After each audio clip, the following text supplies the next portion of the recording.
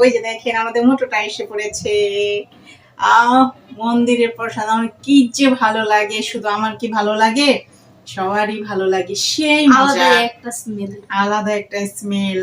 তো আমাদের বাসার পাশে একটা মন্দির আছে, মন্দির থেকে পুরোহিত মশাই গতকালকে আমাকে ফোন করেছিল, তার মায়ের মৃত্যুবার্ষিকী উপলক্ষে আজকে ভোগ দিবে, আমি যেন ওখানে গিয়ে প্রসাদ পাই। তো আমি পুরোহিত মশাইকে বলছিলাম যে আমি এখানে খাবো না, বাসায় নিয়ে যাই, সবার সাথে মিলে খাবো। সবাই বলতে আমার একটা হাতি আছে, হাতিটাকে সাথে নিয়ে আমরা মজা করে খাবো। তো হাতিটা বসে আছে, আমরা কখন খাবো, তাই না হাতিটা? তুমি কি এটার মধ্যেই খাবে? খুশি হচ্ছে এই মাটির একটার মধ্যেই খাবে। তুমি নিতে দাও, আমাকে দাও। তুমি দাও, তুমি আসো ওখানে, তুমি দাও। আমি দেবো। কি যে মজা, সেই মজা। সবকিছু মিশে খাবারের আলাদা একটা টেস্ট থাকে।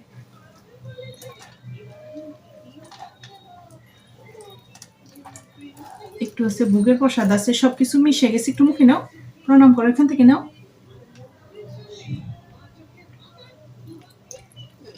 মন্দিরে খাবার মানেই সুস্বাদু। মা একটু নিয়ে নাও, তখন পারবো।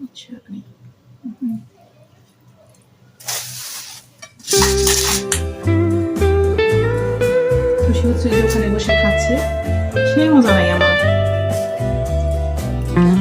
যারা খায় তারা ভালো টেস্ট নিতে পারে।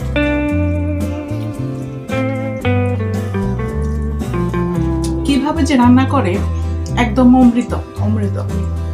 কিন্তু বাসায় মজা হয় না, অথবা গোবিন্দকে নিবেদন করে দেয়। এটা তো নিবেদন করার প্রসাদ। এখানে লাবড়া আছে, ডাল আছে 2-3 আইটেমের, একটা আছে ঝাল ছাড়া, অনেক সময় তরকারি হতে। হ্যাঁ, তরকারি, বেগুন ভাজি, শাক ভাজি, সবকিছু মিলে। বেগুন দাও না।